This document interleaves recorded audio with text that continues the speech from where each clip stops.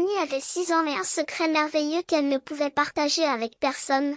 Elle voyait les émotions des gens en couleur. Depuis toujours, le monde était pour elle comme un arc-en-ciel vivant. Quand sa maîtresse, Madame Dubois, était joyeuse, du jaune soleil tourbillonnait autour d'elle comme des paillettes d'or. Quand son petit frère Hugo était en colère parce qu'on lui refusait un bonbon, du rouge vif crépitait autour de sa tête comme des petites étincelles. Quand maman était fatiguée, du bleu nuit flottait doucement sur ses épaules. Léonie adorait son pouvoir. Elle savait toujours comment consoler quelqu'un ou quand quelqu'un avait besoin d'un câlin. C'était comme avoir une carte magique des cœurs. Mais un lundi matin, à l'école, Léonie remarqua quelque chose qui lui serra le ventre.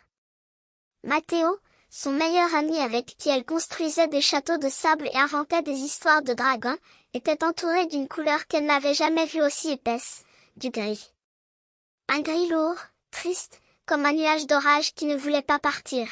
« Mathéo, tu veux jouer aux pirates ?» lança joyeusement Léonie en agitant un bâton imaginaire comme une épée. Mathéo secoua la tête sans la regarder. Le gris devint encore plus épais, presque noir au bord. Léonie fronça les sourcils. D'habitude, quand elle voyait de la tristesse bleue, elle racontait une blague. Quand elle voyait de la peur violette, elle prenait la main de la personne. Mais ce gris-là, elle ne savait pas quoi en faire. « Regarde », dit-elle en faisant une pirouette rigolote. Rien. Le gris ne bougea pas. Elle dessina un soleil avec des sourires partout. Le gris resta. Elle fit même son imitation de grenouille qui faisait toujours rire tout le monde. Toujours rien. Léonie se sentit toute petite. Son pouvoir ne servait à rien. Elle ne pouvait pas effacer ce gris horrible qui avalait son habit. À la récréation, elle s'assit sur le banc, les larmes aux yeux. Autour d'elle, un petit nuage bleu de tristesse apparut. C'était la première fois qu'elle voyait sa propre couleur. Puis, doucement, elle comprit quelque chose. Peut-être qu'elle ne devait pas essayer de changer le gris. Peut-être qu'il fallait juste être là.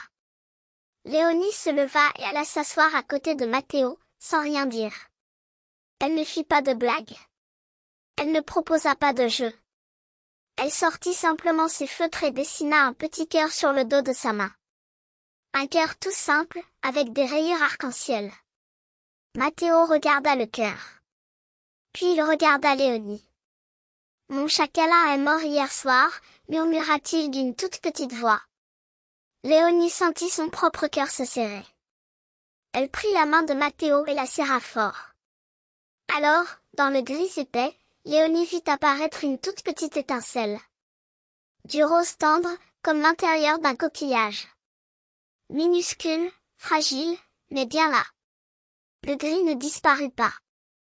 Il resta là, lourd et triste. Mais le petit point rose grandissait lentement, tout doucement, comme une fleur qui pousse. « Il aimait dormir sur mon oreiller », dit Mathéo en reniflant. « Il devait être très doux », répondit Léonie. Le rose s'agrandit encore un peu. Ce jour-là, Léonie apprit quelque chose d'important. Parfois, les couleurs ne changent pas vite.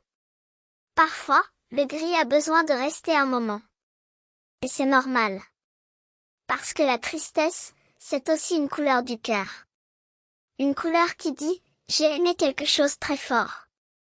Et être là, juste être là à côté de quelqu'un, c'était peut-être la plus belle magie de toutes. Quand Mathéo rentra chez lui ce soir-là, il y avait toujours du gris autour de lui. Mais maintenant, il y avait aussi du rose. Et du orange. Et même un tout petit fil de jaune. Les couleurs du cœur prenaient leur temps pour revenir. Et Léonie serait là, à chaque étape du chemin.